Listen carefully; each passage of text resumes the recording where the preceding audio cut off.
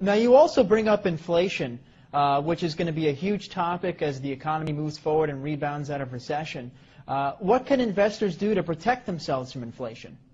Well, I think to protect yourself from inflation, you should do what the Chinese are doing. Because the U.S., Bernanke and those boys are printing trillions of dollars and not telling us about it. I mean, I think it was Bloomberg that just sued the Fed for, you got to open up your books.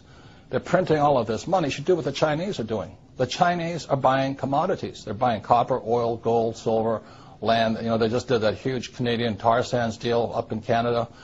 So that's all I've ever done. If you look at my investment portfolio, I started investing in oil in 1966, real estate in 1973, and I have my own gold mine and my own silver mine. So if you're afraid of inflation, which you should be, I would think silver is the #1 investment today. Silver is a smoking deal.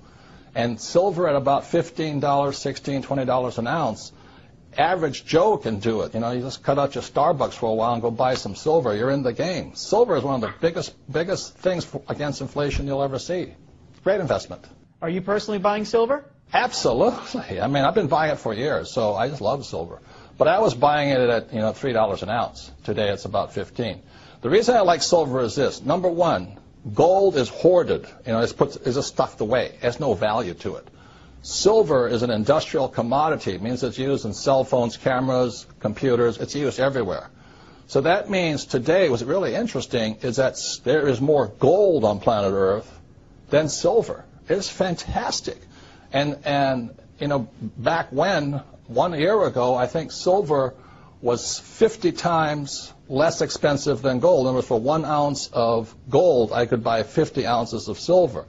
Today, 1 ounce of gold will buy 70 ounces of silver, which means silver is a bargain today. Now, with all the government expansion, inflation looming, taxes running higher, would you say Obama's running the country like a rich dad or a poor dad? Obama? The guys who run the country, I write about this in a book called Conspiracy of the Rich. The people that run the country are Goldman Sachs. Come on, give me a break. And the guys that control Goldman Sachs. It's run by the international banking cartels of the world. The Federal Reserve Bank is not a bank. It is owned by the richest European and some Saudi money in the world. And the Federal Reserve Bank is the one that has caused this crisis. The Federal Reserve Bank was created in 1913. In 1944, there was a Bretton Woods Agreement. 1971, Nixon took the world off the gold standard. And after that, the Federal Reserve Bank controlled the world. And they could flood the world with fiat money. I mean, currency, that's paper. That's all it is. And throughout history, any time a nation has gone to fiat currency, in other words, government-sponsored money, the money has absolutely gone to zero.